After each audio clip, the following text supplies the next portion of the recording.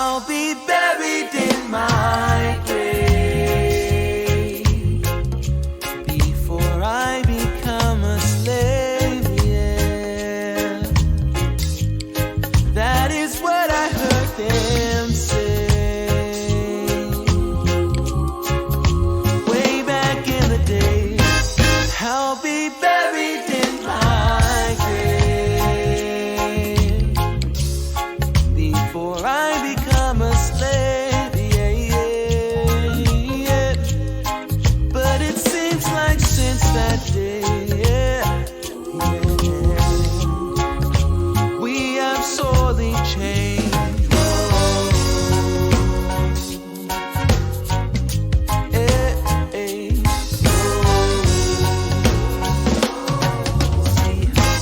I'll be buried in my grave before I become a slave, yeah, yeah. That is what I heard them say way back in the day. I'll be buried in my grave before I become a slave, yeah, yeah. But it seems like since that day, yeah, we have sorely changed. Whoa. Hey, hey. Whoa, oh, oh, oh, oh, oh, oh. Whoa, oh, oh, oh, oh, oh, And now, live from beautiful Myrtle Beach, South Carolina, you're watching My Fellow Americans with your host, Spike Cohen. Yes! Yes! It's me! It's me! You've made it. Thank you so much for tuning in. Keep clapping. Clap for the miracle. How would we know you wanted the miracle if you didn't keep clapping? Welcome to My Fellow Americans. I am literally Spike Cohen, and I am so happy to have you on for this very special Masters of Debate LNC Chair edition of My Fellow Americans. In a few moments, we'll have three men come on who will come on to fight, to climb over the charred bodies of the people who dared stand against them and sit atop the throne that is the Libertarian National Committee chairmanship. This is a Muddied Waters Media production. Check us out on Facebook, YouTube, Instagram. Go to anchor.fm. Check us out there for all your podcasting apps. Twitter, we're on Periscope, we're on iTunes, we're on Google Play. Go to float.app. Lose all of these other platforms and just go to float.app. Anyway, it's the best social media platform out there. Go to float.app/muddywatersmedia. Check us out there. We are everywhere. Anywhere on the internet that you could possibly want to be entertained for even a brief amount of time, go there and find Muddy Waters Media. And when you go there, be sure to find us on all the platforms. Like us, follow us, 5-star review us. If there's a bell involved that you have to hit the bell. That would be YouTube. And I think one other one. Be sure to share this video right now. The last thing that any of us here want, including you, is for even your closest loved ones to miss out on an hours-long libertarian podcast on a Thursday evening. So be sure to share this. Give the gift of Spike Cohen today. Kids love it. This program is brought to you by the Libertarian Dad Bod Calendar. Shown there is Mr. April, just a sexy man right there. In fact, one of our guests is actually Mr. October, I believe. But be sure to, if you want to see more sexy libertarian men hanging from your, I guess, fridge, wherever you would hang sexy libertarian men in your home, be sure to go to Libertarian Dad Bod, and for only $17, you can have one yourself. This program is also brought to you by our official sponsor, the Libertarian Party Waffle House Caucus, the fastest growing caucus by percentage over the last week in the Libertarian Party. The Libertarian Party Waffle House Caucus. We care about liberty, and we care about waffles, and we are taking over the Libertarian Party. The intro and outro music to this and every episode of My Fellow Americans comes from the amazing and talented Mr. Joe Davi. That's Jodavi. Check him out on Facebook. Go to his SoundCloud, joedavimusic.bandcamp, and buy all of his music. You can get his entire discography for like $15. So be sure to do that. I'd like to thank Kroger for this delicious purified drinking water that I drink on this and every episode of My Fellow Americans Bulubanaka. That is delicious and purified. Shout out to Tehran Turks' mom, as always. Guys, as I said earlier, tonight is a special night because tonight, the 3 declared candidates for the position of chair of the Libertarian Party are coming here to duke it out in a battle of wits. Who will be crowned the master debater tonight? Well, that's up to you. At the end of the debate, be sure to comment with the name of who you thought won, and we will tally that and release the results for tomorrow night so that we can say for certain who was the master of this debate. So then, let's get started right now. Our first debater tonight is a successful businessman with a dual MBA in marketing and finance. He has spent the past decade working for a Fortune 500 companies as a fixer, and he is currently the president of a manufacturing company in Oklahoma. He is Mr. Todd Hagopian. Our second debater is currently the vice chair of the Arizona Libertarian Party, and has been serving in the Arizona Libertarian Party in officer roles since 2016. He also served as chair of Outright Libertarians for 4 years, tripling membership and quadrupling fundraising while working to found or co-found several more of the LP's most active and successful caucuses. He is Mr. Mike Shipley. And finally, our third debater is an at-large representative of the Libertarian National Committee, an at-large rep of the Libertarian Party of California, treasurer of the Libertarian Party of Contra Costa County, I hope I said that right, and one of the founders of Think Liberty. He ran for chair in 2018. Now he's running again, and this time it's personal. He is Mr. Joshua Smith. Gentlemen, thank you for joining us tonight. Thank you. Thanks a lot for having us, Mike. Thanks for having us here. Okay, great. So before we get started, let me explain the format for you and our viewers at home. This is the format and rules of the Masters of Debate series. First, each of you will be given 2 minutes to give an opening statement, and then after that, I will ask you 5 of my special moderator questions from me, the moderator. You will each be given 2 minutes to answer. If you mention one of the other debaters, they will have 1 minute to respond to what you said. After that, each of you will be given a chance to ask the other 2 debaters a question, and they will have 2 minutes each to answer.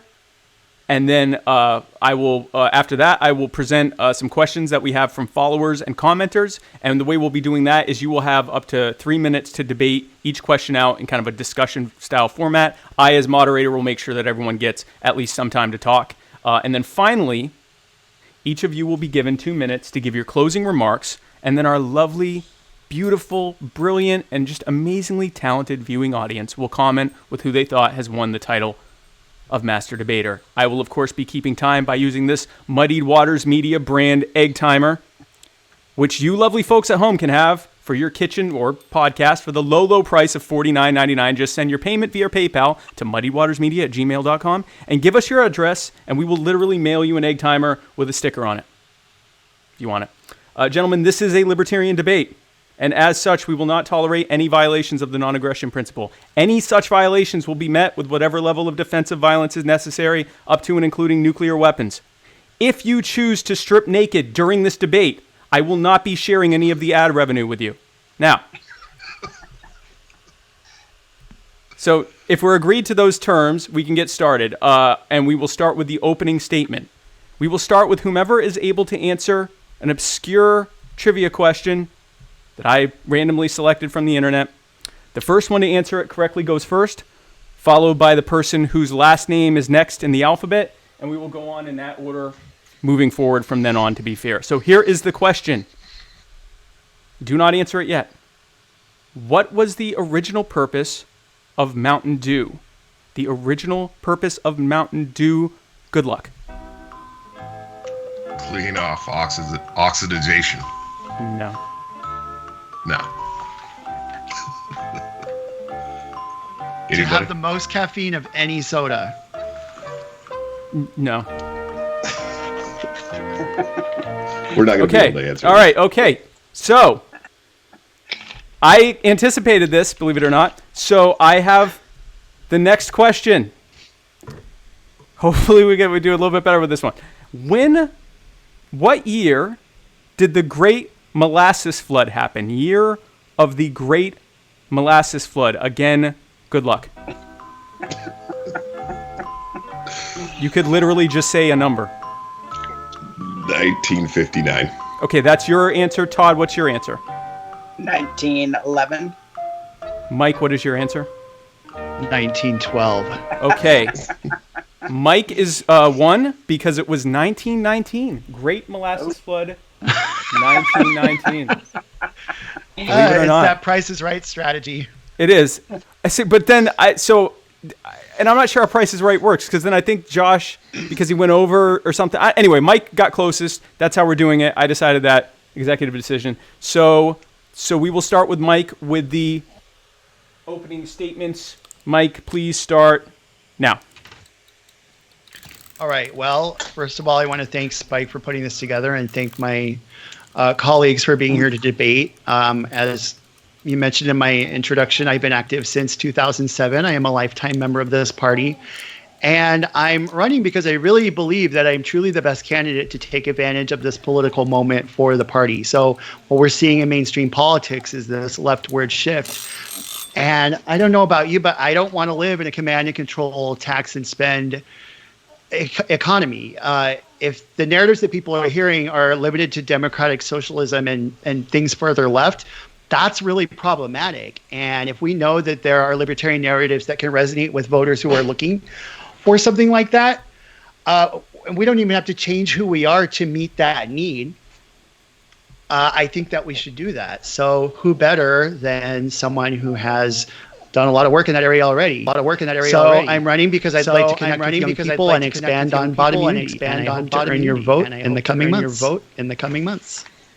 Okay, thank you. And so the next in order would be Joshua, and we are having some problems with the Muddy Waters Media brand egg timer. So what we're going to do is I'm just going to keep track of time. Do you have a phone? I do, and I'm not sure what's happening right now with the... Oh, Probably has a time stopwatch on it. Okay. So, Joshua, whenever you're ready, go ahead. Awesome. And I'll echo that sentiment. Thank you so much, Spike and Muddy Waters of Freedom for having us. Thanks to my competitors. I'm extremely happy to see a robust field of people that are interested in helping to lead the party, and all of us, I believe, have our own unique merits.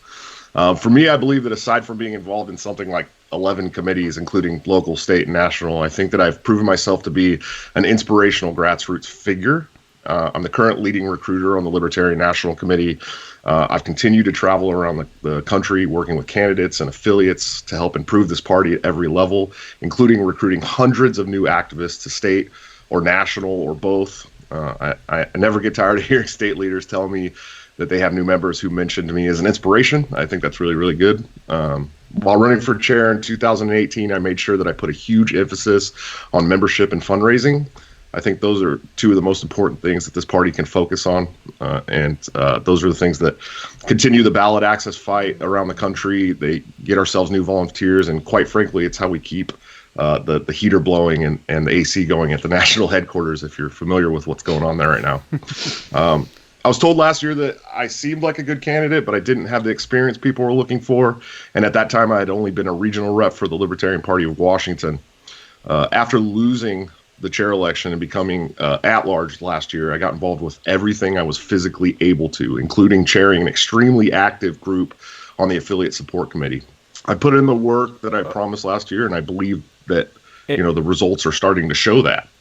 So if you can just wrap up a little every time. Oh, okay. Yeah, Yeah, it's okay. So, I've gone out. I put in the work that I said I was going to put in last year, while spending time on the board, and that's why I think that I'm the best person to chair this party going forward.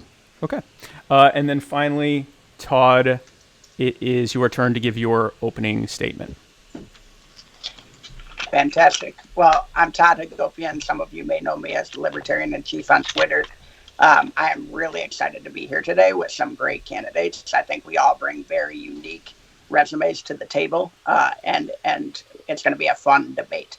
So my resume is basically business. I have spent the last 10 years turning around companies. I look at companies that are struggling, and I try to come up with a strategy figure out what's wrong, and sell that strategy to members, employees, and leadership, and then fix the company. And what I saw in the Libertarian Party in 2016 is a huge, enormous opportunity to make gains. And we did. We got a lot of votes. We raised a lot of money. But over the next 2 years, we had a lot of trouble and essentially fell apart from a membership standpoint, from a financial standpoint. And at that point, I started looking at it saying, do I have the skill set necessary to come in and help this party turn around? So my planks are professionalize the party, create a core brand message, and win local elections. And I believe I have a plan to do that. And I'm going to use my business turnaround experience to really dive into the P&L and try to figure out how we can advance this party forward over the next 2 years, and then hand it off to somebody who has the activism experience to take us to the next level. But the turnaround experience requires a very specific skill set, and that's what I'll be trying to convey today. Okay, very good. Gentlemen, thank you. That was the opening statement. And now we will begin with the moderator questions. I, Spike Cohen, am the moderator, and these are my questions. We will start with Joshua and then go from Joshua to Todd to Mike. So here's the first question. Josh, we all know the old adage, organizing libertarians is a bit like herding cats. There are some major rifts in the party between anarchists and minarchists and constitutionalists, between radicals and pragmatists, between capitalists and socialists, between Waffle House and Denny's. Waffle House is correct. Waffle House is correct. Denny's is wrong. We'll get into that later. As chair, how would you work to unify the Libertarian Party as much as humanly possible? Sure. Thank you very much. I believe that unity is created by a party working together. I firmly believe that a lot of our current divisiveness has started from the top down, and setting an example at the highest echelon of leadership can fix a lot of those problems. I've also been guilty in the past of being divisive and taking arguments a bit too far, but I learned, and I had to humble myself and take big doses of my own medicine to realize that the people who share my causes are not my enemy, and that working together creates way more success than turning our swords inwards. So I believe focused messaging will help heal some of those divides. Freedom is a really messy thing, and there's issues that we just aren't all going to get together and sing Kumbaya on. But using the messages that we do agree on and crafting that message outward is going to bring a lot more people together and bring more outsiders to our cause. I believe, with every ounce of my being, that we can come together and work on a lot of issues without this constant fight. And so, if we can hook somebody with a message of anti-war, and then the party activists can segue that into a discussion on free market healthcare, I think that messaging is useful. But it's also unifying and educating without eating our own. So I like that. I want to see more of that. And I believe that example can be set at the very top and trickle down. And I'll yield the rest of my time. Okay. Todd, thoughts on unifying a party that seems really doesn't like unifying? Go ahead. Absolutely. So the very first thing I'd say is that we are not overly unique in this standpoint. If you look at the Democrats, they have the socialist Democrats, they have the conservative Democrats, they even have, for the first time in a long time, an anti-war Democrat. So every party has these different sectors in it. What makes us unique is we try to define ourselves as anarchists or minarchists or Republican Light or Blue Dog or all this stuff. What we need to do, to Josh's point, is get a very targeted messaging. Everybody belongs, but let's figure out what we can all agree on. Something along the lines of, we all want dramatic military reform, less war or no war. We all want dramatic criminal justice reform, no crimes without victims. We all want dramatic fiscal reform, less taxes, less spending. Let's figure out that brand that we can all agree on and rally around that. That way we can have these primaries where we debate the issues, but in the end, we come back together around a brand. Everybody can tell you what a Republican is. They're for lower taxes, which puts more money in your pocket and raises the economy, and it's good for everybody. Democrats are for minority rights and women's rights, and everybody pays their fair share. Is that really what happens? No. But everybody knows the brand. And at the end of the day, they rally around that brand and put aside their differences in the end. And that's what we need to do. Okay. And then, Mike, thoughts on unifying the party? 2 words, Spike: bottom unity. So if you haven't heard of this, I don't know how you couldn't have heard of it, but it's basically the idea that everybody in the bottom half of the political compass has a libertarian narrative to offer and belongs under the libertarian big tent. So as a matter of fact, the 2-year anniversary of Bottom Unity is just coming up next week. And if you think about how far we've come in just 2 years, it really has been amazing. All we really need to do is build on and expand on that and just really explore the full scope of our platform. And it's really impossible to understate the power of this message. 2 years ago, ANCAPs and LibSocs used to hate each other. The radicals and the Prags used to hate each other. I'm not saying there's not still tension, but a lot more often what we find is that people actually pop up in comment threads to defend one another, to defend one another's right to speak a narrative that sounds different than their own. So, and this kind of reflects something that I've been saying for a long time. Unity is not uniformity, right? So like we don't all have to think or say the same thing. We're united by a single principle, the non-aggression principle. And beyond that, the intellectual diversity that we exhibit is a strength. And part of our message is that we use our speech itself as the means of persuading one another. Like free speech doesn't sound like, silence. It sounds like speech. And that's why a lot of times you'll see a lot of dialogue going on. And I sometimes feel like it's a little dismissive to just call that infighting when what's really going on is that we're all very passionate and we all want to live in a world set free. And that vision is very exciting. And so we get excited and we talk about it, and we should be talking about it. So for me, I just feel like leaning into that unity vibe that has been emerging and just rolling forward with it and letting it unfold and become something even more beautiful. Very good. Very good, guys. So that was question 1. And then now here is question 2. And Todd, you will be starting on this. We actually saw how one of these riffs turned out recently in the party with what I'm calling Maj Tourgate. As you know, Maj, the founder of Black Guns Matter, had been invited to be the keynote speaker at next year's national convention in Austin. As a result of some anti-immigrant and anti-LGBT talk, as well as a appearance of insulting a major donor to the party, Maj was uninvited. There's some scandal as to how that happened exactly. But this entire situation has exposed a major point of contention, actually multiple major points of contention within the party. What is your opinion of how this whole thing went down? How would you have handled it differently, if at all? And then, broadly speaking, how anti-libertarian do you think someone's opinions can be before they should not any longer be considered for a prominent role within the party? Sure.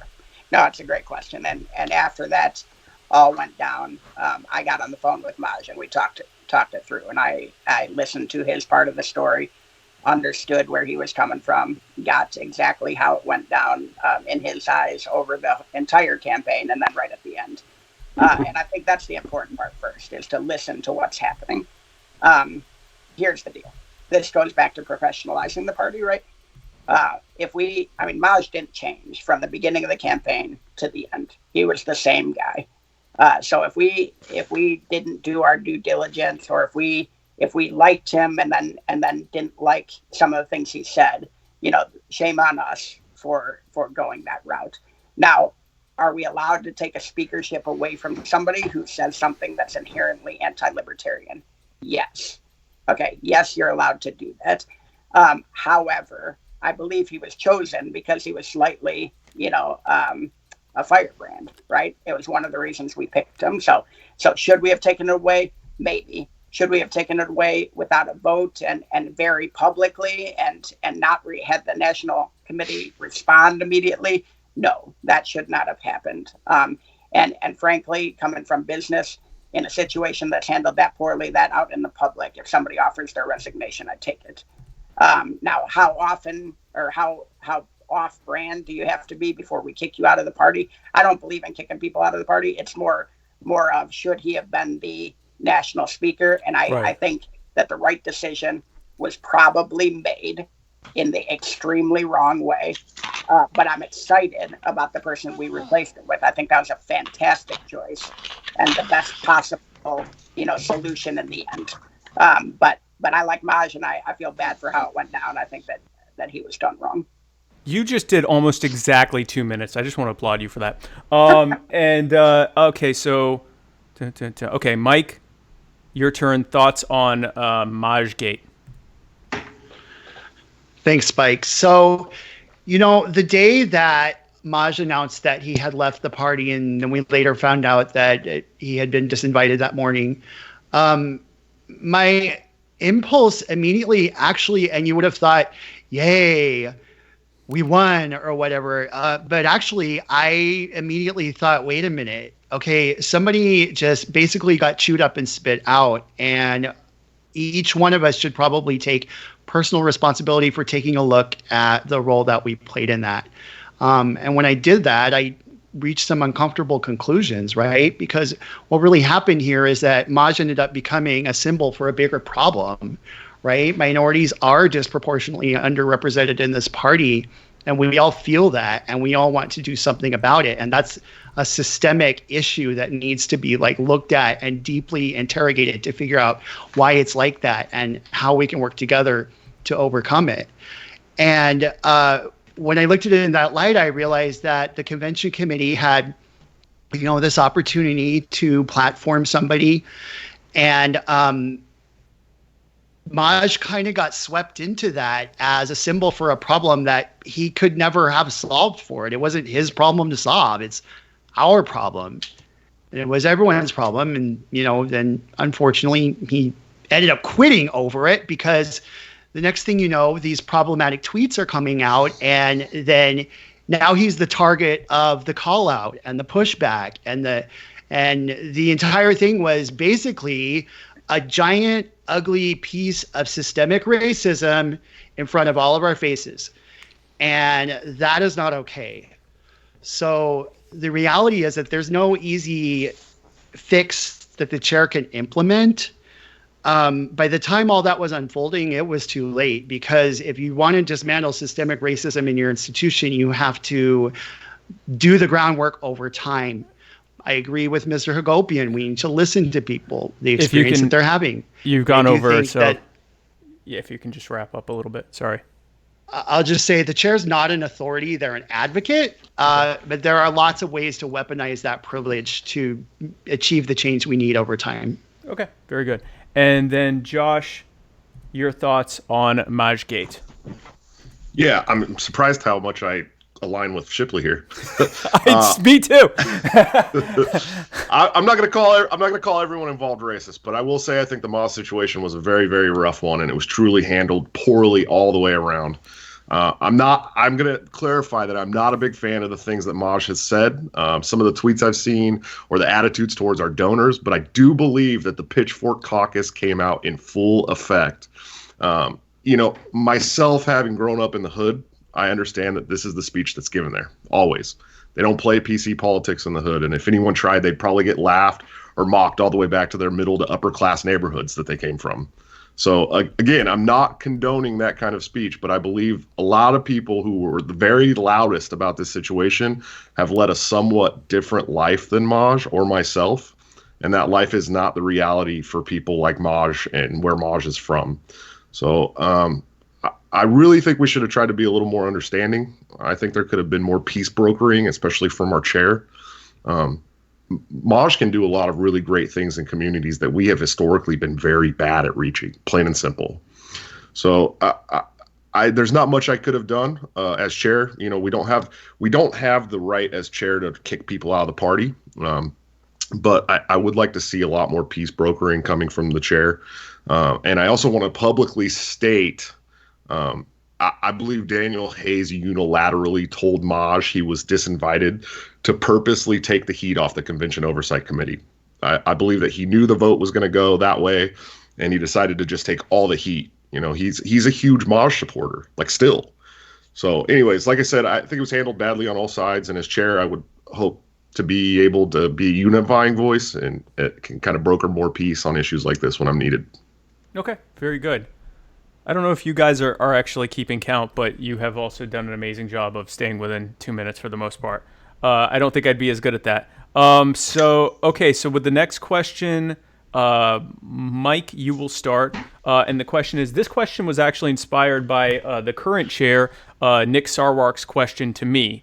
As you more than likely know, the Libertarian Party was created in 1971 with the goal of ending the cult of the omnipotent state. That has not happened thus far. The LP has had some success in the local and state levels, but has never won an election on the federal level. What do you think you could do differently or better than previous chairs in order to for the LP to achieve that goal? Thanks, Spike. That's a great question. So the first thing I want to say is that we are not an idea farm for the old parties. And what I mean by that is that we're watching them pick up things that we've been promoting for years: sex workers, right, transgender rights, queer liberation, ending the drug war, right? These were really bold, forward-thinking ideas that our delegates placed in the platform, and they fought to keep it in there. Time after time, people tried to chip away at the integrity of our platform, and those delegates fought to keep those ideas. And despite that, leadership chose for our own good to fail to stand on that. And unfortunately, that inauthenticity over the years has led to a situation where we are now watching the progressive left steal our ideas and having to post things on our social media like that was our idea all along. Okay, yeah, the delegates, yeah, the membership wanted those things to be our ideas, but we hid them anyway. We failed to stand on them. So I think one of the greatest things that I could do as chair is to actually lead by example. What does it mean to own a bold idea and really run with it and fill it up with its full potential? So that's my answer. Okay, very good. And then Josh, thoughts on what you would do better or differently than previous chairs to grow the party and hopefully win at the federal level? Oh, I think the glaring differences are my messaging and my emphasis on membership. Last year during the debate, I was told by our current chair that membership is a lagging indicator of success. And this year I've watched as increasing membership is helping do things like fix the heater at headquarters, help on ballot access issues, pay new staff members who are focusing on development. So fundraising and membership need to be at the forefront of everything the chairman does, or I believe I would be failing as the chair. So as far as winning races, I believe switching the focus to developing candidates is extremely important. I'm extremely grateful to see more candidates running locally this year. I think that's great. If we learned nothing else from Supervisor Jeff Hewitt, we should always keep with us that he won mayor first, and he showed his community how his policies could enrich their lives. He could easily run for governor of California now, I believe, and have a real shot. That's because he worked his way up. He put in his time to learn the jobs of those positions, and he put together a stellar team that, had the knowledge to get wins. I mean, we only have one Boomer Shannon, but that doesn't mean we shouldn't have leadership that are using innovative ways to train the next 20 Boomer Shannons. So I think my emphasis, like I said, on membership and fundraising and candidate development is really going to be a step in another great direction for the party. Okay, very good. Yeah, and Todd, thoughts on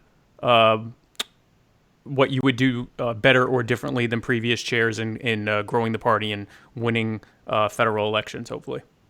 Sure. Well, first, I just want to say I think it's the wrong question. So we're not going to win the presidency before we win our first House seat. We're not going to win our first 20 House seats. We're not going to win our first 20 House seats till we win our first House seat. We're not going to win our first House seat till we win 1,000 local elections. So the third plank of my platform is win local elections. And I want to give a shout out here to the folks I'm running against and Nick. We've done a really good job increasing local election wins. But I want to call out a situation I was involved in here in Oklahoma. So the gubernatorial candidate last election ran as a libertarian and got a few percent of the vote. The following year, he used everything that he learned and he ran in a city council race this year and got 60% of the vote and won against two other folks. What was the difference? It was a nonpartisan local election where he did not have to run against an R and a D. He just was able to use his experience running and the same campaign tactics to go and win locally. And the idea here is we need to focus on nonpartisan races with low barriers to entry, where there's low signature counts, low dollars to file, and put professional people in there who can do their jobs every day and win these part-time positions and get libertarian ideas out there in the local level. As that starts to build up, like Josh said, it can go to the next level, and the next level win some state houses. Then we can talk about federal. But in order to talk about federal right now, it's just irresponsible. It's not what we should be focusing on. We need to focus almost 100% of our time on winning at the local level. Okay, very good. Before I continue, clarification on my own rules. I had said anytime someone gets mentioned, they have a minute to respond. I meant like in a derogatory or critical way, not like I agree with you. Because otherwise, I'm just giving you a minute to be like, oh, hey, thanks. So we're not going to do that. So this next question, we're going to start with Josh. Josh, possibly the biggest problem that all political parties, including the Libertarian Party, faces is youth engagement. Young people are increasingly tuning out for understandable reasons. They see the political system as being hopelessly corrupt and unresponsive to their concerns, and so a lot of them have chosen either to completely disengage or worse yet, to adhere themselves to some radical statist candidate who promises them the world. What have you already done to engage youth in your current respective capacities, and how would you expand upon that as chair? Yeah, absolutely.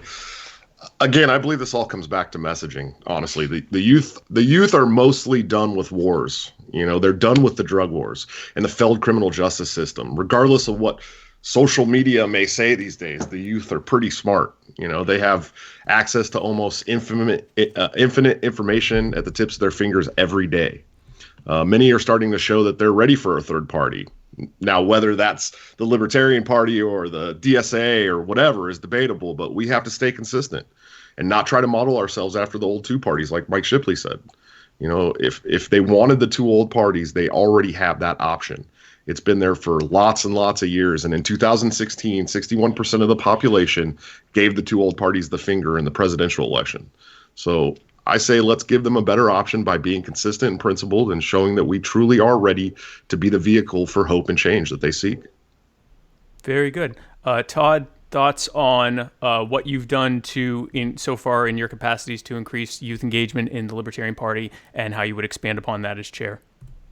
Absolutely. So first of all, youth engagement is huge. The Generation Z is about 50% bigger than Generation Y and Generation X before them. So as these generations get larger, their vote is going to be more and more important, and engaging them the way they want to be engaged is going to be extremely important. So first of all, what have I done? All I've done, I would say, is engage people where they are. So about 50%, according to a poll that I ran, about 50% of the followers that I have are Gen Y or Gen Z. Okay, they're on Twitter. That's one of the places they use. Facebook. Every time I mention Facebook, they call me boomer, right? That's what I get when I start talking about Facebook. It's not where they play anymore. They're on YouTube, they're on Twitter, they're on all these other media. So we need to talk to them where they are. If you go to the YouTube page right now for the Libertarian Party, what do you see? You see training videos on how to run for office. If you look at the candidate section, you see things on Arvin Bora. Okay, we don't see local candidates that won. We don't see even our primetime presidential candidates. It's not a channel that is geared for people who want to learn about the party.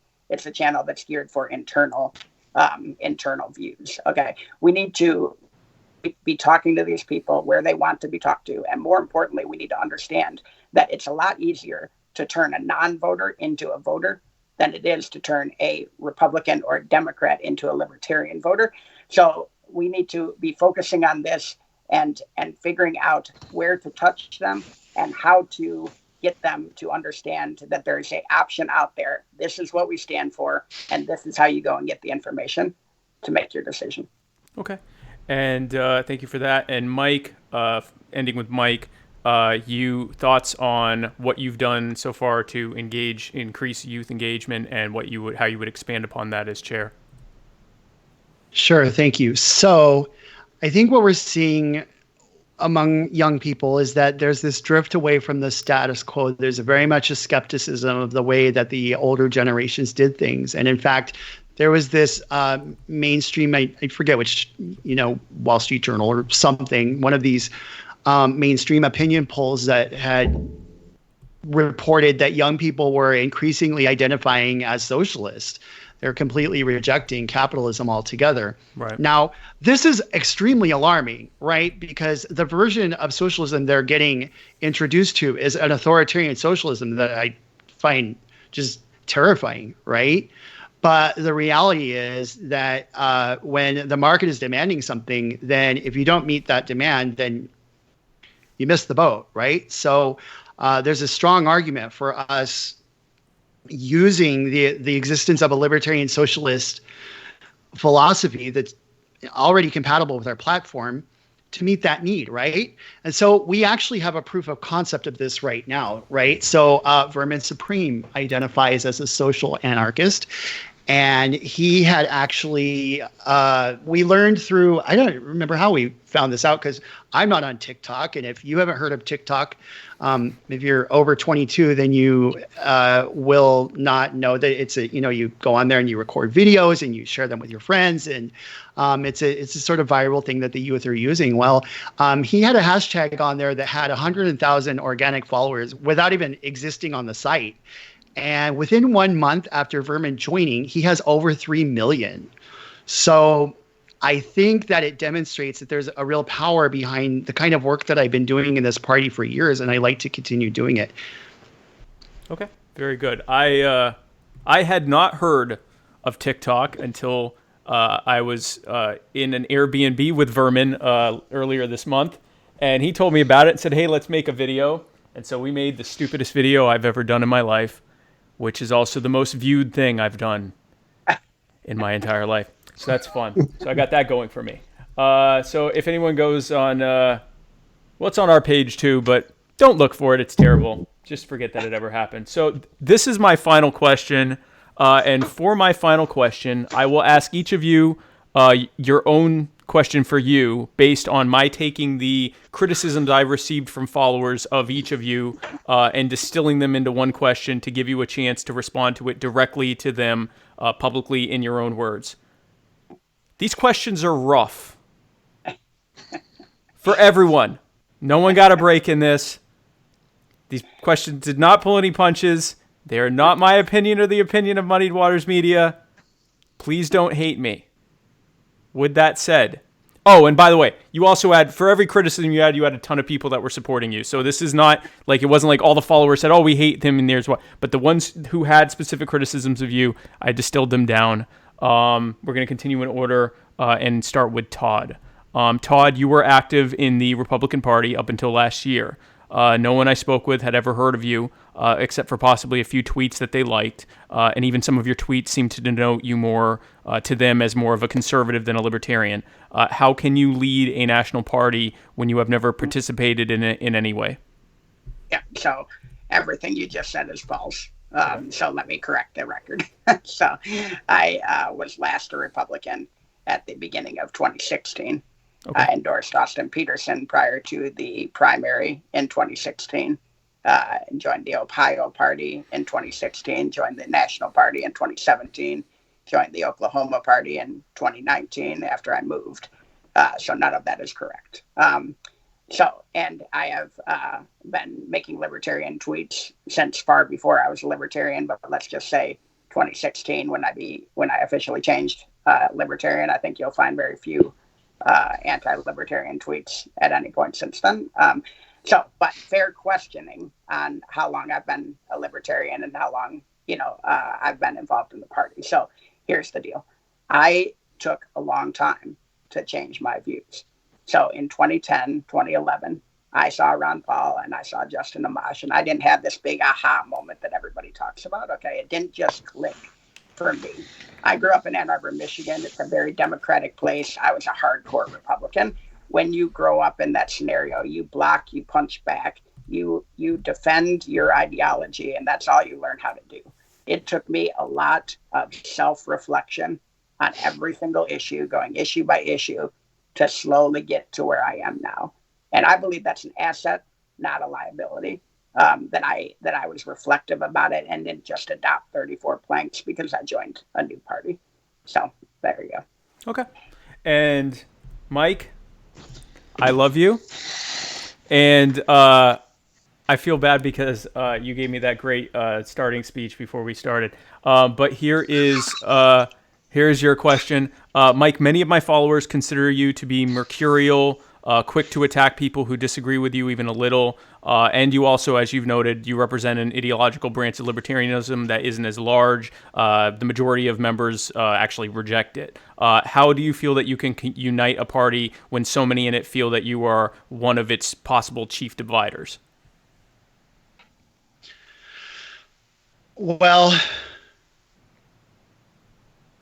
you know, it's a fair criticism. And I think I come back to what I said earlier about bottom unity. The fact that there's even a thing called pragdatious now, after earlier when I used to identify as borderline ANCAP myself, and back in those days, the standard kind of like this very old, you know, had gone on for so many years, it was just totally boring by that point, you know, between minarchy and anarchy. Should there be a state or should there not be a state, right? And that was like the long-standing divide, and that battle line was drawn there. And that was the culture that I grew into as a libertarian. And, you know, the fact that having been kind of like partisan to the radical side when that was a thing, to a moment where the bottom unity campaign has actually broken down that wall so completely that there are now people identifying openly as pragdatious and hashtagging their comments bottom unity to defend one another's right to speak and literally joining the Vermin Supreme campaign. I think that speaks a lot to the power of this narrative and just this claiming of the intellectual diversity that we have as an asset and really owning that. You know, the reality is totalitarianism is a terrifying thing. And the people that are reacting to the word socialism are right to react to, if they're imagining that, then yeah, I find that abhorrent as well. So, you know, I don't even have to like apologize for that, you know, but I do hope that people keep an open mind and just recognize that someone who built their reputation on kind of standing up for the principles of this party is only going to continue doing that. And the work that I've been doing is a continuance of that. So it is what it is. Okay, very good. And Josh, you will always be my Joshy Bear. Don't forget that.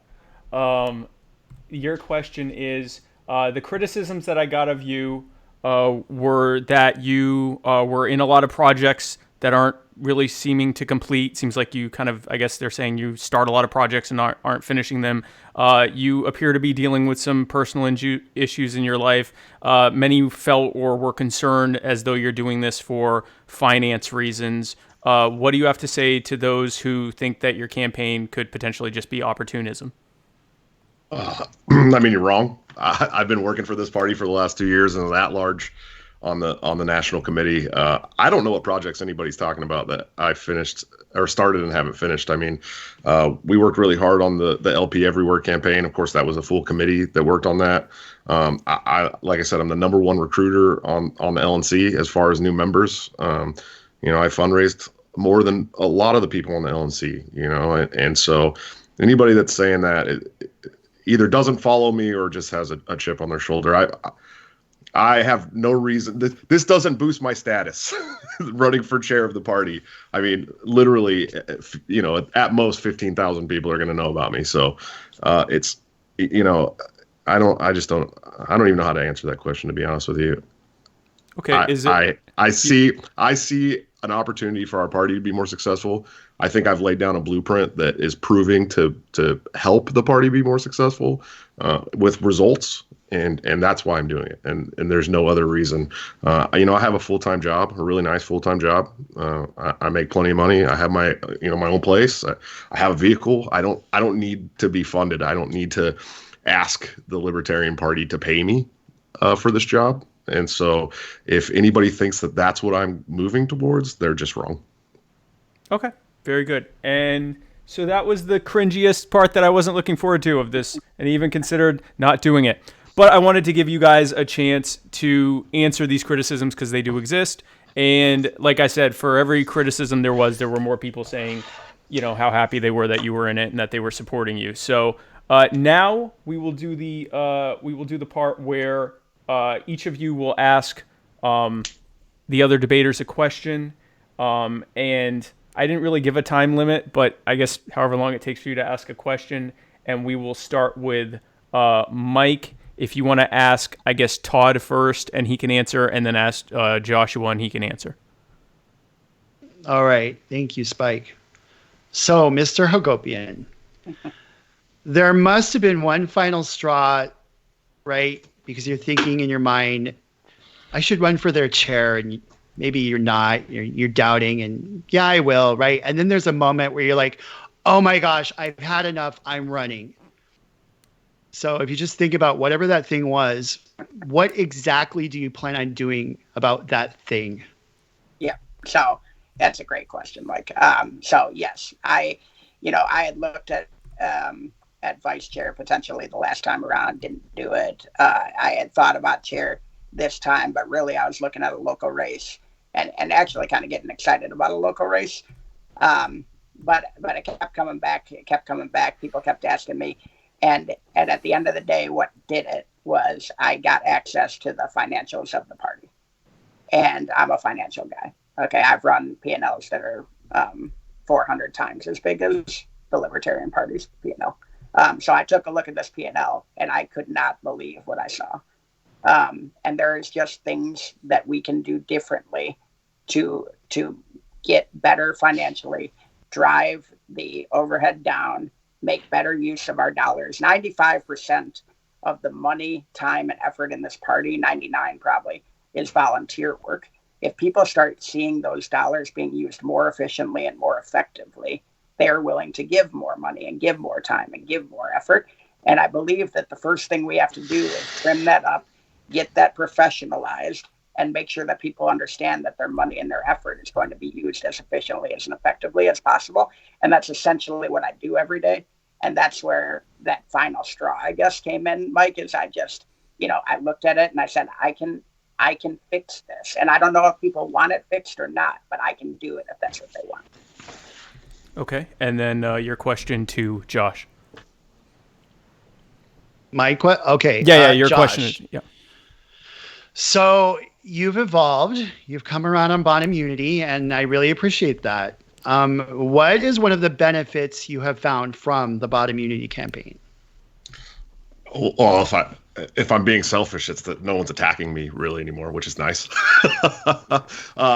Look, I've said this over and over and over again. At this point, I am going to work with anybody who wants to roll the state back in any area without advocating for adding more states somewhere else. And I've had problems with a lot of people in your camp. You've had a lot of problems with people in my camp, but I've also met people who are wonderful in your camp. And I think that being able to work with the people in this party and being unified and is going to take us further than constantly pouring our swords inwards. And so, I think it's been a good thing. I think, you and I have talked a lot over the last year, a lot. And I've talked to other unlikely people over the last year that called me all kinds of names last year. So, and I think it's great that we've been able to kind of at least find some common ground that we can work on things together. And so that's been the best part for me is knowing that we can be more successful driving together than we are going to be, button heads all the time. That was so pretty. Josh, Awesome. yeah. Josh, Kumbaya, I know, really. Lord. I'm glad that this is how this part's going because I did not enjoy the last part. So Josh, this is your time to ask questions, starting I guess with Todd and then with Mike. Sure. I'm probably not going to be as nice as Mike was, but I just have some serious issues that I want answered. So, Okay. Todd, you said you joined the National Libertarian Party in 2016. I'm not sure that I haven't looked at the roles, but I know that you just joined Oklahoma November 9th. You have almost zero experience with the LP, no experience with libertarian candidates or ballot drives or fundraising drives or initiative-based coalitions or political lawsuits. You don't know the names of our biggest donors. You've told me several times that you turn around businesses and have several times said that that's where you and I differ. But I have also helped rebrand businesses and turn them into successful profit machines, including 2 big fine dining restaurants in Portland, Oregon that now make quadruple what they did before my management and consulting. So I know from experience that leadership in a political party and fixing businesses are 2 very different things. How will you make the leap to leadership of a national political party without any experience in what it takes to run a political party? Yeah, so let me just first correct one thing there. I said I joined the National Party in 17. That's what it says on the card. So, so I feel free I can send you that just so we can put it to bed. Right. But everything else you said is fair, Josh, and it's going to be a fair criticism throughout this entire campaign. And what I would say is, all 3 of us have spent the last 10 years doing different things. And we've got a very different resume and different skill sets. Had I been doing the activism that you guys have been doing, I would not have been able to run an $800 million P&L. I would not be able to have 250 employees. I would not be able to move around 3 times in 5 years, move my family all across the country to take on new challenges because I would be so involved in the state campaigns. Now, so why didn't I get involved in Ohio? Well, I knew I was only going to be there for 3 years. Why didn't I get involved in Oklahoma right when I got here? Well, I was taking over a business that had 2 factories and 250 employees. And by the way, I did reach out to each of the 3 governor candidates prior to even moving to Oklahoma. And then I ended up on TV with one of them. Doing an interview, and then I helped them with their 2019 campaign. So it's not exactly true to say I have not been involved in campaigns. In fact, I've been involved more in campaigns than I have with state parties, which is a very, very fair criticism. But at the end of the day, turning around an organization is the same. And I understand people can say it's not. Every time I've ever taken over a company or an organization, what happens is I hear 3 things. 1, everything's going okay. 2, that won't work here. And 3, it's not going to be the same as what you did last time. Okay, those are the 3 things I hear every time. There's frameworks that you use. It's not the same mechanism. It's not always the same answer. There's frameworks that you apply. You do a lot of listening. You put them through the frameworks and you identify the problems, and then you identify solutions. And more importantly, you put together a strategy. I mean, there's going to be differences between us, but if you can wrap up.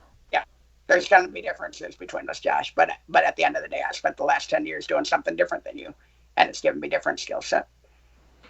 Okay. And then Josh, your question to Mike. Mike. So Spike's last question was kind of like my question. I think you clarified pretty well on the ideological stuff, but my concern with you is that you have spent a lot of time over the last, several years attacking people in the party. And I'd like to know how you plan to lead a party that has so many people that it feels like you vehemently hate so much, and how you're going to go about building inroads with those people that you're going to have to be a leader of. All right. I think there were probably thank you for a great question. And it's an important one. So I'm not going to dodge it, but there were 5 different questions packed into one. So I'm just going to stab in that general genre and hope something comes out that resonates with the listener. Probably the experience I can point to and that others can actually remember and look to is the way that I handled my duties as chair of Outright Libertarians. So when I became chair of Outright Libertarians, the organization was nearly bankrupt and our membership was ridiculously low. And basically, if you even said the word gay out loud, it was collectivism. And, why don't you go back to the Democrats? And my sort of entire impulse behind all of the work that followed from that was taking kind of ownership of the responsibility that came with that job, right? The chair about like libertarians has to figure out how to transform the internal culture so that the party will actually stand behind its plank instead of pretending it didn't exist, right?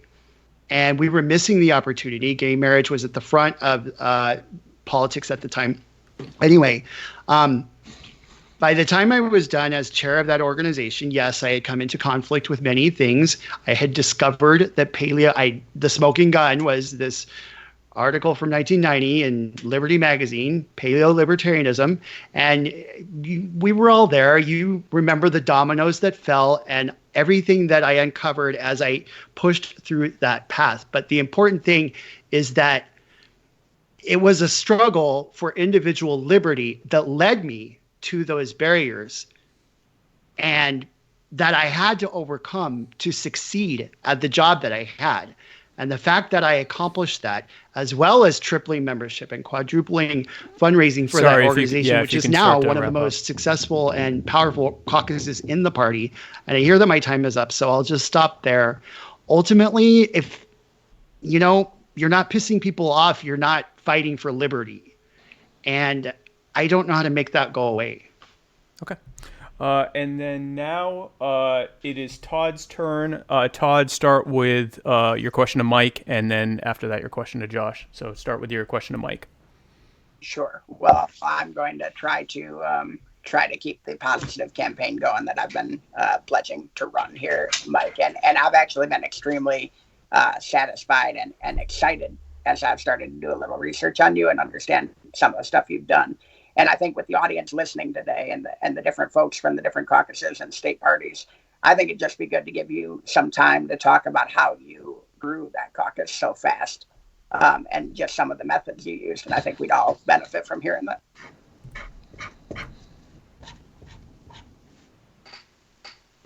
Well, what was the question again? Yeah, just talk more about what I was just saying.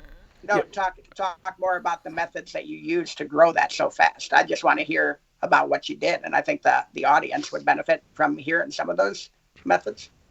Sure, thank you for that chance. Actually, I love talking about how I actually do good work. So the first thing we observed is that the idea that gender and sexual minorities standing up for our own individuality was collectivism, was kind of like a primary, like that's, what do you say to that, right? Because the mainstream left is approaching those issues through a collectivist frame, right? So the first thing we did when we really sat down to figure out how do we overcome this, by we, I mean mostly me, but there were a few other board members at the time. We had a very small group of people to work with. And we took the non-aggression principle and we said, let's go through every way that the state is a source of coercive control over the lives of gender and sexual minorities, and let's make a giant list of them. And we came up with this flyer called Get Your Laws Off Our Backs. And once you look at that, you're like, what do you say to that? And I remember going to the 2014 convention, and we placed one of those at every one of the delegate seats. And nobody really questioned it. There were a lot of people kind of looking away when they saw the thing, but a lot of other people took their copy and got so excited and ran up and was like, how can I get involved? I want a button.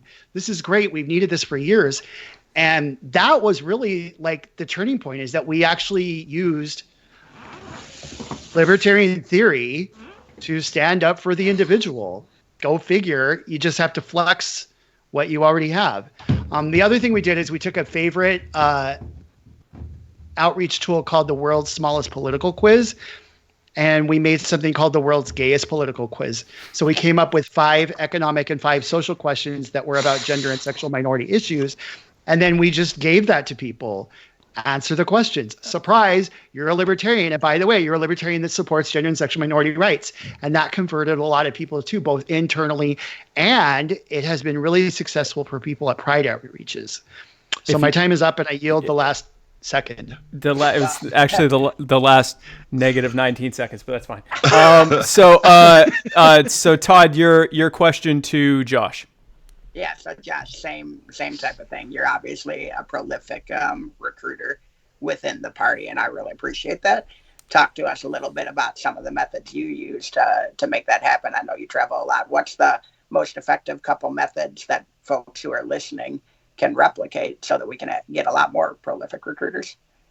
Definitely messaging. I mean, look, because I've traveled so much for my campaigns and this party and fundraising events and the likes, I've been able to, and I said this last year, put my finger on the pulse of the movement, not just the party. There's way more libertarians that are outside of the party than there are inside the party. I mean, it's not even close. We're finally back up over 15,000 national members right now, which is low. There's, probably millions of small L libertarians around the country, and they all want the same things. They want a principled, consistent messenger that's going to, get in national media and say the things that they want changed. They want that anti-war message. They want the anti-drug war message. They want to talk about the dangers of the Federal Reserve. These are the things that, people like Ron Paul and Murray Sabrin and Dave Smith and all these people that have been successful in the media at recruiting people to their causes have run on those same issues, and there's no reason the Libertarian Party shouldn't take up the mantle of libertarian causes, plain and simple. And I think having somebody on their side, messaging the way that they feel around the country is really helping them to make that choice, to make that leap to actually working inside the political sphere. And another thing I think is, there's a lot of libertarians that are anti-political system. They don't want to work inside the political framework. And I think I've been able to alleviate some fears by letting people know that this is just another tool in the toolbox of education. We're not trying to get candidates into positions to gain power. We're trying to get candidates into positions to relinquish power. And I think once you start thinking of the political process that way, you start to realize that we're not the two old parties. We're not trying to come and take power. We're trying to get people into these positions to take the government boot off your head. And that's really resonated with people around the country. And I think that people want to get involved. If you can just wrap up. Yeah. And I think that's getting people involved. I really think that's the best medicine for that is to be that principled messenger. Okay. Very good. Now, gentlemen, you have stopped asking questions. It's back to me to asking questions. We have gotten questions from quite a few people spanning across the ideological spectrum of libertarianism. I picked through them, combined some, distilled others to make what I believe is a broad representation of the questions that LP members have for you. Again, these are not all necessarily the opinion of Muddy Waters. A couple of them just straight up aren't, but they were asked quite a bit. I was going to go through the comments, but there are 17,000 comments, and so I'm just not even going to try. We have some good questions here, and we'll just go with those. The first question straight up. This is not, I'm giving you on these other ones 3 minutes to discuss it between you. This one is straight up yes or no answer, and I will tell you if you are right or wrong. Waffle House or IHOP? Todd. Waffle House. Mike. Waffle House, but you said it was a yes or no question. Oh. It is a Waffle House or IHOP question. Good catch. So Waffle House. Yes. Waffle House. Okay. Joshua, yes or no, Waffle House or IHOP? What? No, Yeah, Waffle yes. Waffle House or IHOP? Here's the thing, though. No. Definitely Waffle House. Okay. But I've been to Waffle Houses No. all over the country, and if I walk into a Waffle House and the table is not already greasy, I'm leaving. That's actually also true. So you all got that right, and so you will be allowed to continue. The next question we'll do a discussion. I've never done one of these before, so I think I'm going to let you guys talk. If I feel like people aren't getting a chance, I might interject with some broadening of the question. Not 100% sure how this is going to work, but we're going to do it all together in the spirit of brotherhood. So the first actual question is, how do you define libertarianism? Go at it.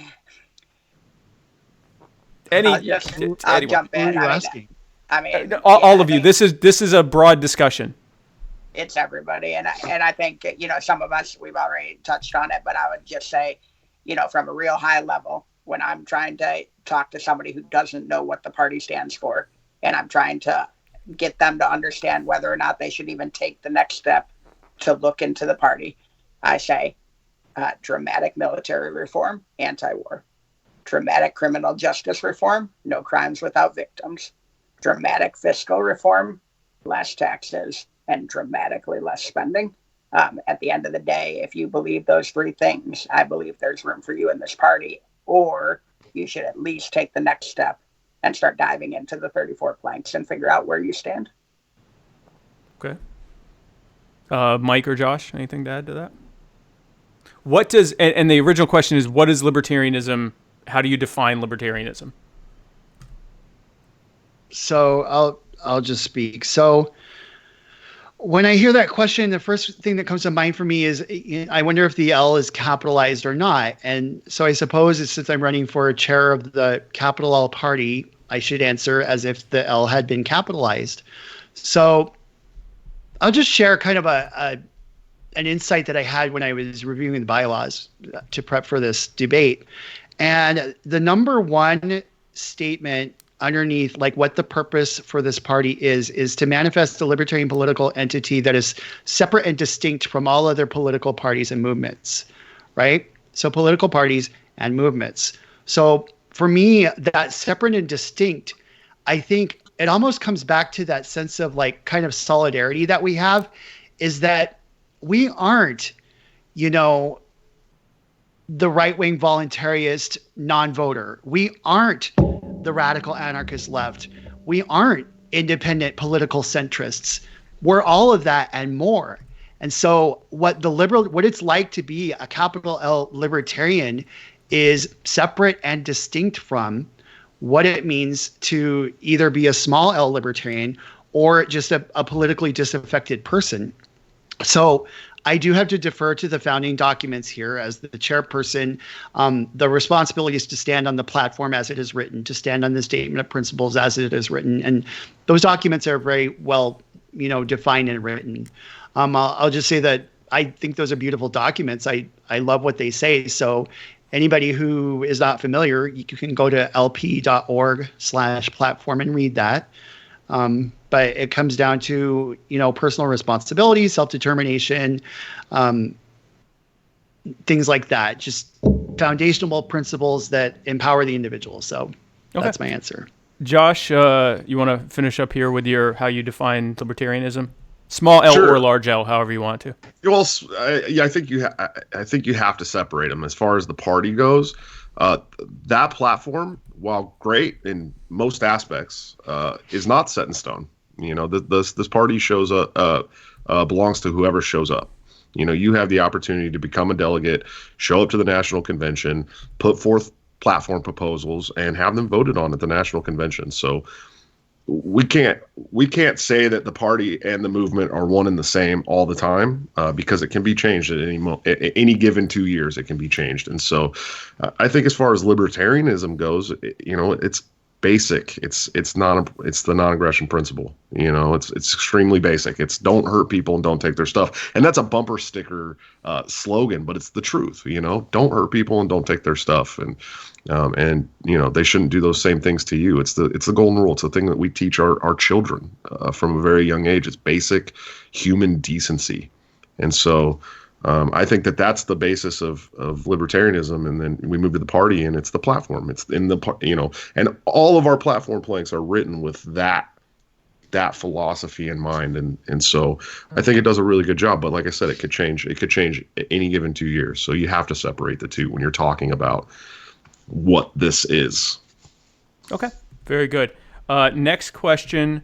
I was not originally going to get into specific questions about specific groups or people or anything else. This question got asked so many times that I feel like I would be doing a disservice to my followers for not asking it. It was asked almost verbatim, like a lot of times. And so I feel like I need to address it. The Mises Caucus, this is the question. The Mises Caucus has an entire plank in its platform condemning identity politics, and then seemingly played the race card when anyone was criticizing Maj during that whole debacle. What are your thoughts on that? I'll take the lead on that, obviously. I don't think that it's just the Mises Caucus that thought that it seemed like a get the black guy situation. That's what it felt like. It's what it felt like to a lot of us. It was a big group of mainly white people coming after a black guy and removing him as the keynote because they didn't like how he spoke. I mean, I get it. I get the anger on their side from but if we're just talking about pure optics, there's a lot of people that felt that it looked that way. I mean, Mike Shipley even said it. He feels like it kind of looked that way, and so I can't speak for everybody. And I didn't make a big fuss about the Maj thing. I tried to stay mostly out of it and neutral. I understood where people were coming from on both sides. I also thought it was handled really badly on both sides. Right. So I can't say what other people are thinking. But I know that the Mises Caucus, they reject identity politics.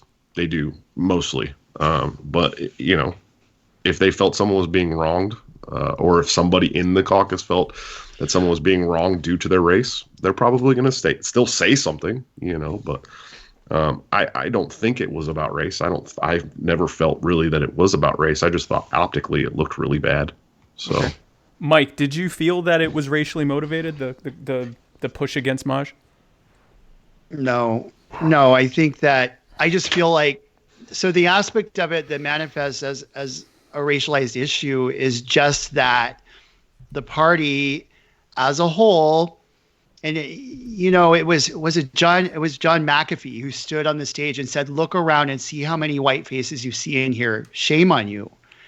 And it's an identity politics and we don't really have to deal with that. But I think in our heart of hearts, when you look around and that's actually true, you wonder, what are we doing that is causing disproportional underrepresentation of, people who don't look like us, right? That is something that needs to be addressed. So I want to touch on the identity politics thing, though, because this, I would not be true to outright in my roots as having to challenge that whole thing. But identity is an inherent aspect of the individual experience, right? So if I'm a gender and sexual minority person, my life is shaped partly by my experience of coming into conflict with authoritarian structures that are trying to limit my individual expression of who that aspect of myself is. Right. So to a certain extent, I feel like, I don't know, if I was starting a caucus, I wouldn't put a plank in it that rejected identity politics if I was an individualist party. So I wonder if maybe there's some conclusions to be drawn there. But that's not my mess to clean up. But ultimately, it's not that it was racially motivated per se. It's that there was a racialized aspect to what was happening to Maj, and that part is true. Okay, Todd, thoughts on the I guess if you felt like there was a racial aspect to what happened with Maj? Sure. So I mean, first of all, the Mises Caucus does some amazing things. I mean, they're prolific fundraisers. We love what the Mises Caucus does. Do I think that was a hypocritical reaction? No, I don't, because I think identity politics is normal when you actually feel that something might be happening due to somebody's identity. And I kind of agree with Mike. I don't think it should probably be in there anyway, because we should be calling that out as a civil liberties party when somebody is potentially being targeted for a civil rights or for who they are. I think that's a big deal. Was it racially motivated? I don't think it was outwardly racially motivated, but to Mike's point, I think just like we see in police forces and just like we see in police brutality, there are dozens and dozens of studies that show that people react differently when minorities are involved. Do I think that he would have been kicked out in the manner that he was if he wasn't a minority? I don't know. But it was so dramatic, and the reaction was so dramatic that it does make you think, especially coming from a party who has so low minority representation. So was it wrong to point it out? No, I don't think so. I think it's a discussion we have to have if we want to grow. Okay, very good. And so this next question, again, combining lots of different, basically the same question. I combined like about 30 different trolley problems into a question for this one. So this question was, I'm very interested to see how this goes. And by interested, I mean mildly horrified. But the question was, is rent theft? And if so, do you plan to buy a home every time you go somewhere on vacation or just squat on someone's porch? So I'll assume that when the person it's for everyone. It's for everyone. But I think they wanted to know what you had to say. All right. So here's the thing. Slogans like that work really well, just like taxation is theft, because they grab attention. Okay. And that is the whole point of wanting to get attention. But just like with taxation, right? There might be a case where if there's a toll bridge, I might want to cross that. Is it possible that I would pay a voluntary user fee to my municipality? I don't know. I suppose it's possible, right? And I think the same thing with rent, right? So we're looking at a marketplace where the state controls the supply of land titles. And because that supply is restricted by the state, its value is inflated. And so we have a system of landlordism built on those distorted values. So I think that in a market set free, the circumstances would be very, very, very different. But in that circumstance, I can see myself traveling, going to a convention so I can come meet you and shake your hand, right? I'm not going to buy a house. I may choose to visit an Airbnb. Is that an inherently exploitative dynamic? Probably not. So I think there's a lot of nuance behind the hashtag. And what's important about the hashtag is opening up the door to that conversation so we can get to the nuance. Okay. Joshua, thoughts on rent being theft and I guess trolley problems in general? I don't believe that rent is theft. I think that the government shouldn't own land titles. I mean, obviously. So I think that's where the big breakdown between Mike and I was for a long time.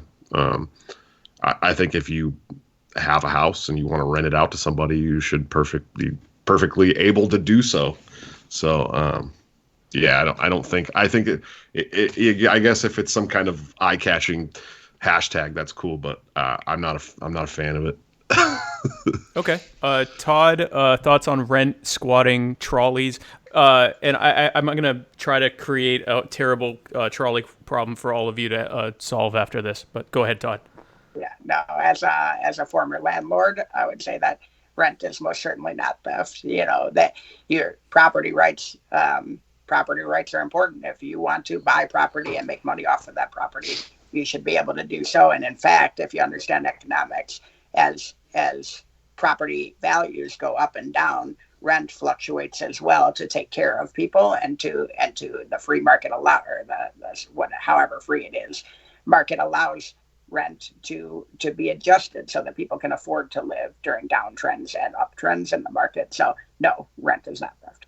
Okay, very good. And I could not come up with a good one. I had an idea where there would be three people on one side. On the fourth side, every fifth person would have the cure to cancer, but it just got complex. So I'm gonna leave that out. Okay, so here's more of a specifics in the weeds question about the Libertarian Party budget. What changes would you make to the Libertarian Party budget, if any?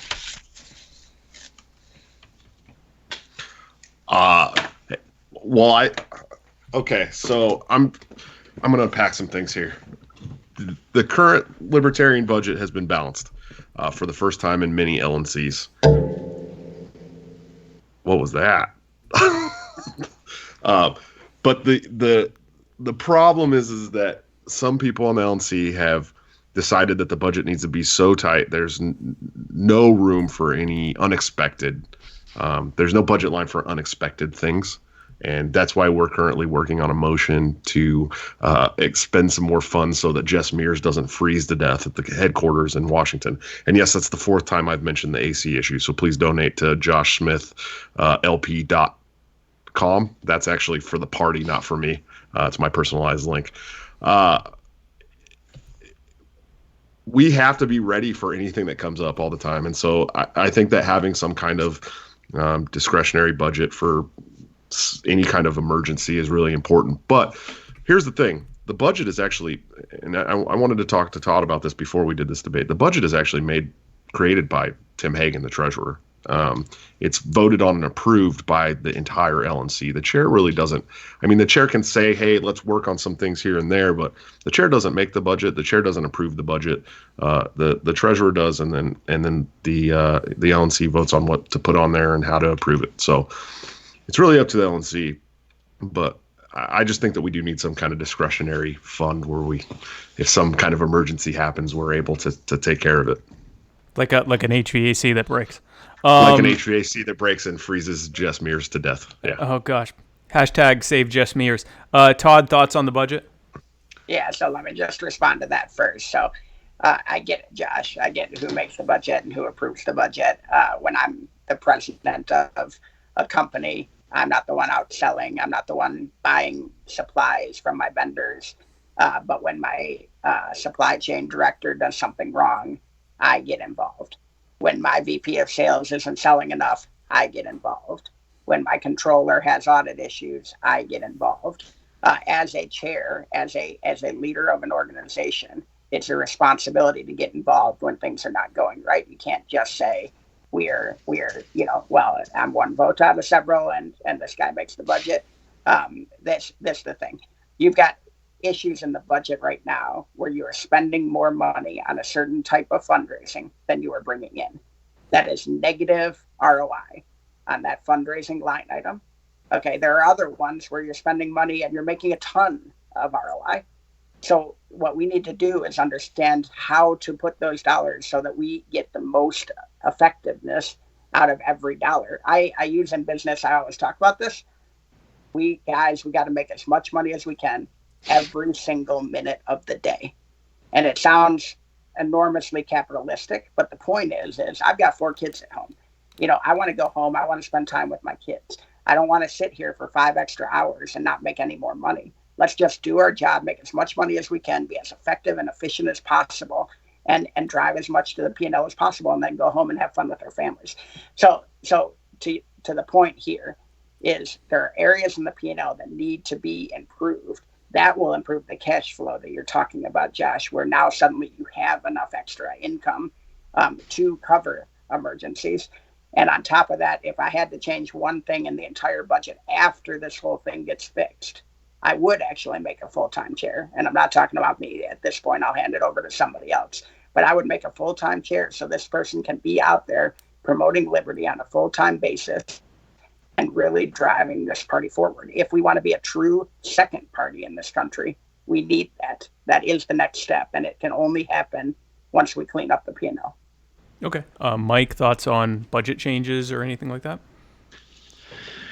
Thank you, Spike. So I think Josh had the advantage on this one because he has the misfortune of currently sitting on the LNC and probably having had to live through more budget discussions than Mike. We just had our budget meeting last weekend in Miami, so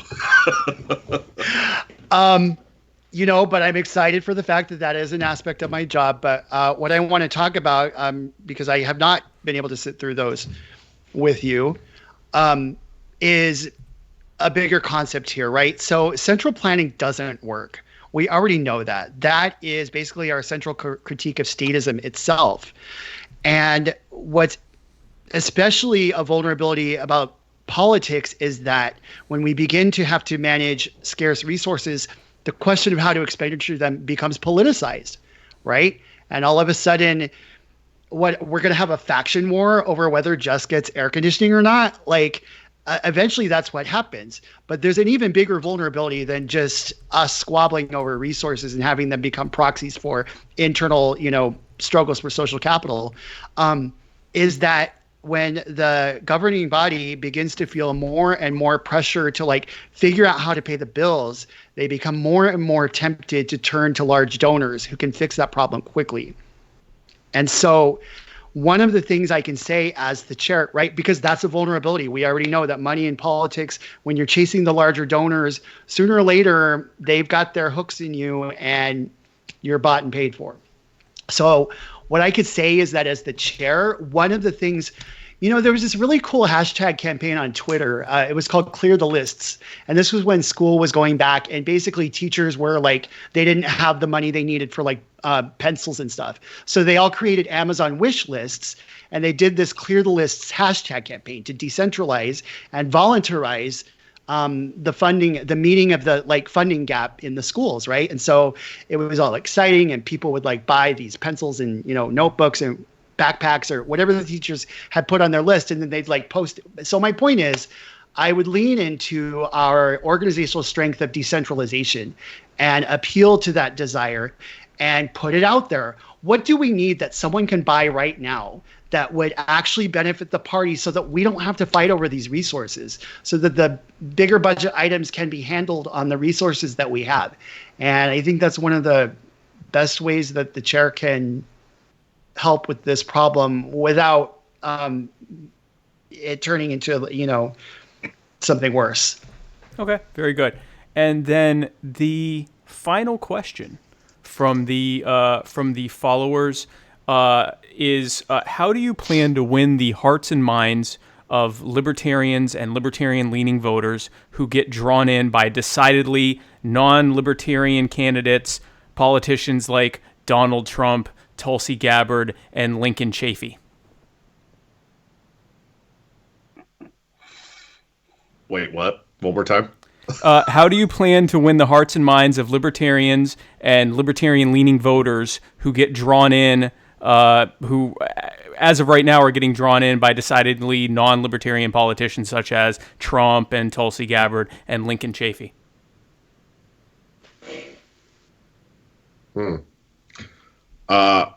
Well, here's the thing. I know there's a lot of libertarians pulling for Tulsi, and I think that is directly because of the anti-war message.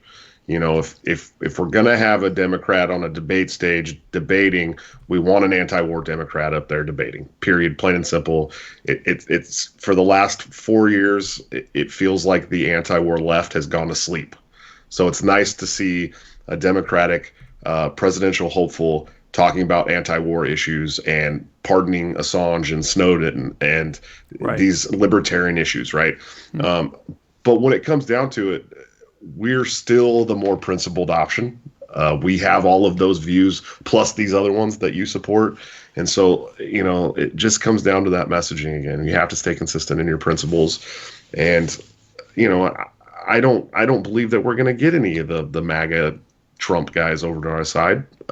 They are so caught up in that's tribalistic, chest beating team sport politics that they just don't care anymore. But there's, like I said, there's 61% of the population that didn't vote for a presidential candidate in 2016.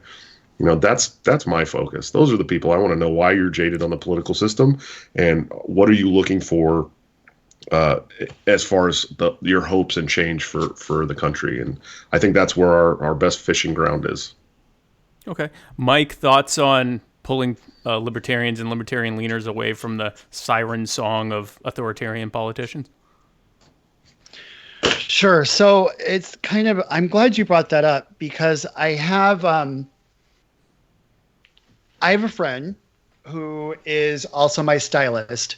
And so I sit in her chair once a week, and she's always interested in hearing about like what I'm doing. And she is a progressive Democrat, and over the months and years, she has really developed the way that I analyze kind of power and what's going on has sunken into her. And she said something really that struck me. She said, this impeachment trial, I feel like they're making Trump into a patsy. It's not that he didn't do corruption. It's that corruption didn't start with him. And that corruption actually goes back, to Reagan and beyond. It's a bipartisan problem. And we're never going to get justice from a partisan inquiry that limits itself to Trump. They're basically going to package him as the source of the corruption and wad him up and spit him away, and then go, oh, look, Washington's cleaned up now, right?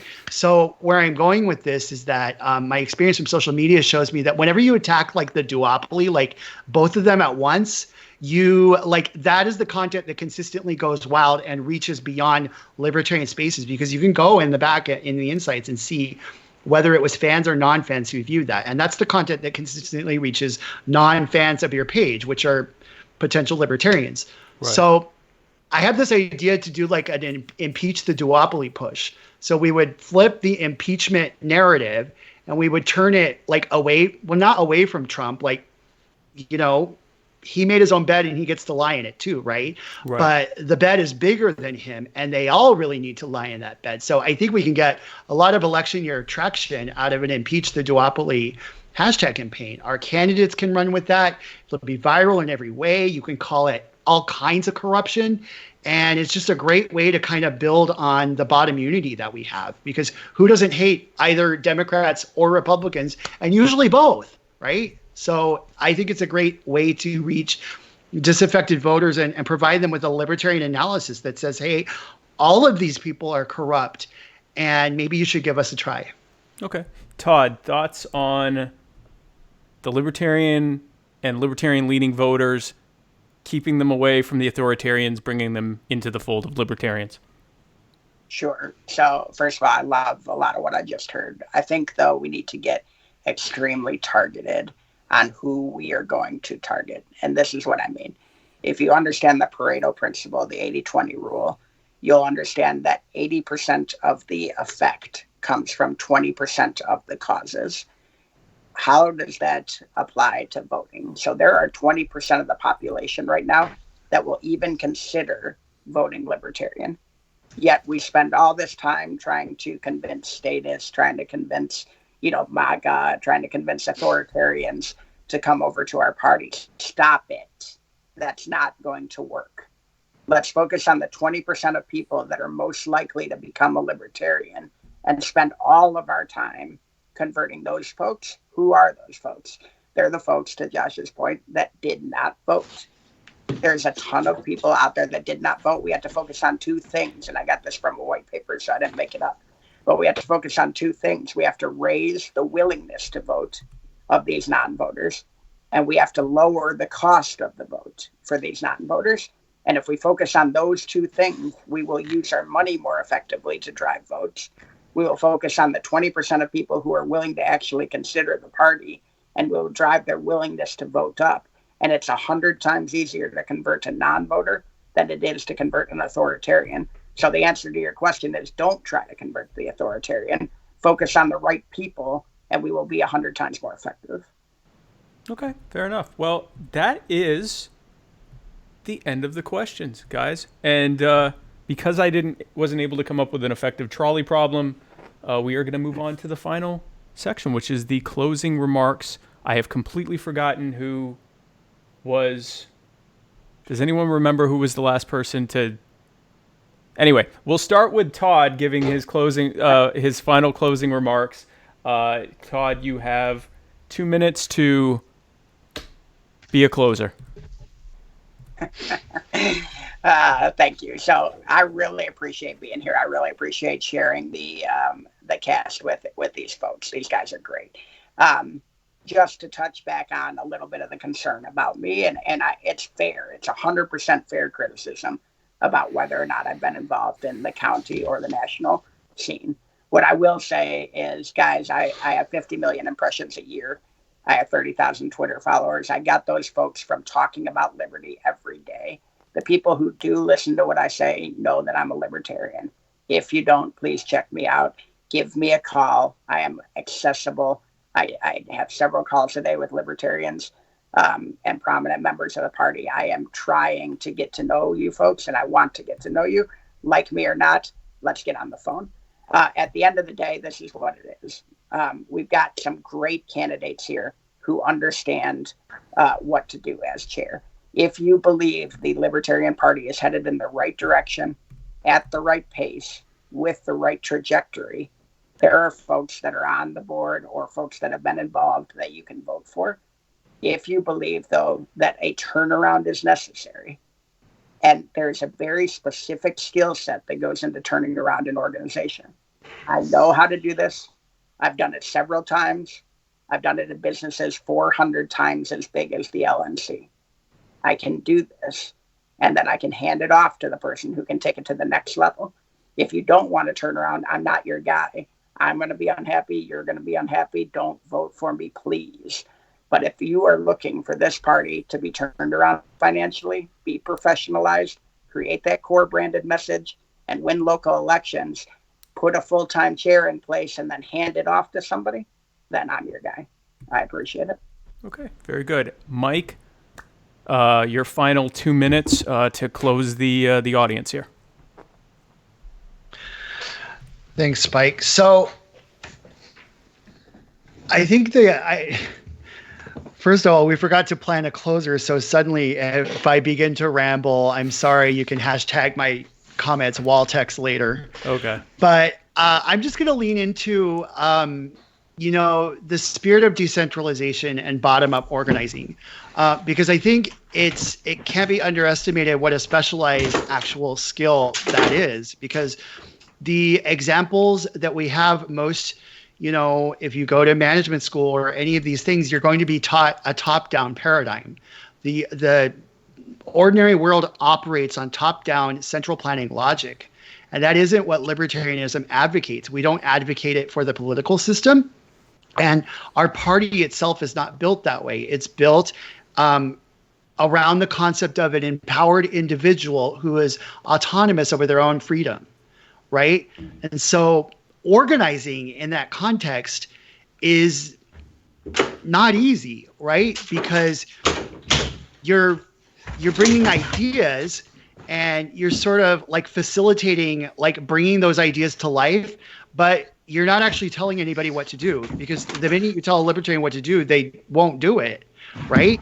So that's kind of like a paradox that is not easy to like figure out when you first start organizing. It's an acquired skill that I learned by trial and error. So I think if you're looking for someone who understands that bottom-up perspective, someone who has experience facilitating and bringing big ideas to life within the boundaries of what that means, then you need someone with demonstrated experience who is deeply familiar with this party's culture and its bylaws and its structure and everything else. And that person is me. So I just hope that you'll continue to keep an open mind, those of you who are out there and still hate me. And those of you who don't hate me, thank you for not hating me. And I just hope that I can continue to earn your respect. Thank you. Okay. Very good. Joshua, coffee is for closers. Give us your closing 2 minutes. You're damn right. You're damn right. Second place is you're fired. Yeah, exactly. Hey, look, I ran last year on a platform of promises. I had no meat to point to. I had no successes to point to. I was constantly arguing with people. I was bad at taking criticism. I did a lot of things wrong. I did. And I spent the last 2 years learning. I spent the last 2 years watching people who have had successes. I spent the last 2 years working with campaign managers and candidates and the national party and the local party and the state party and the platform committee and the operations committee and the affiliate support committee. And I learned everything I possibly could because I was told you don't have the experience that we want to see in a chair of the Libertarian Party. This year, I have meat to point to. I can show that those plans, those promises, those goals are working. I can show you the hundreds and hundreds of people that I've signed up around the country to the party that are now working with their local and state affiliates. I can show you the over 100 members that I've got to join up with national just since July of this year. I meant every single word I said in 2018. I didn't know how to convey that message correctly. And I think that this year I have the opportunity to do that. And I hope that everyone will look at the stuff that I've been able to accomplish and take that into account when we go into national convention in May in 2020. And that's all I have to say. I appreciate you guys for coming out. I appreciate Spike for having us on. Okay, very good. Thank you guys again. Be sure to stay. I need you guys to stay tuned because we're just wrapping up and I'll talk to you during the outro. Thank you again, gentlemen. Thank you for your time. And folks, thank you. My amazing, lovely, beautiful. Did you lose weight? I could tell you lost weight. Our viewing audience for tuning in tonight. And now it's time. It's up to you to decide who was the master debater. So be sure to comment with the name of who you think won tonight's debate. And share this video with others over the next 24 hours so they can watch it too and say who they think won. And we will tally the results and then release them tomorrow night. So we hope that you enjoyed this. Next week, tune in for a very special Monday edition of My Fellow Americans, where I will be live interviewing my next guest, famous tycoon, crypto enthusiast, presidential candidate, and all-around badass, John McAfee.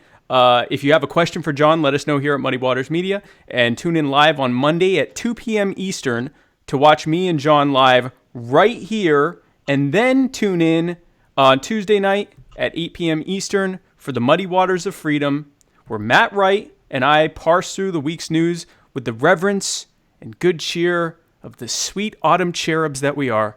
All of that right here on Muddy Waters Media. Also, bit of housekeeping. Anyone who bought during the show the Muddied Waters brand egg timer, we will actually be sending you a digital timer with a sticker on it. Same price, $49.99. This does not work. So we're not going to send that to you. And I'm going to get this returned. But we will send you a digital, same sticker, digital egg timer, $49.99. Great deal. Can't pass up on it. So guys, thanks again for tuning in. Be sure to share this so we can find out who the true master debater is. And if you haven't done so yet and are still able to do so, I don't know what state you live in, be sure to sign up as a delegate for your state party so that you can not just vote here in comments, which ultimately achieves nothing, but actually can go to the convention and choose the actual who will be the next chair and who will be the next presidential and vice presidential candidate while you're there. Might as well do it while you're there. Guys, thanks again for tuning in. We will see you next week, and God bless you.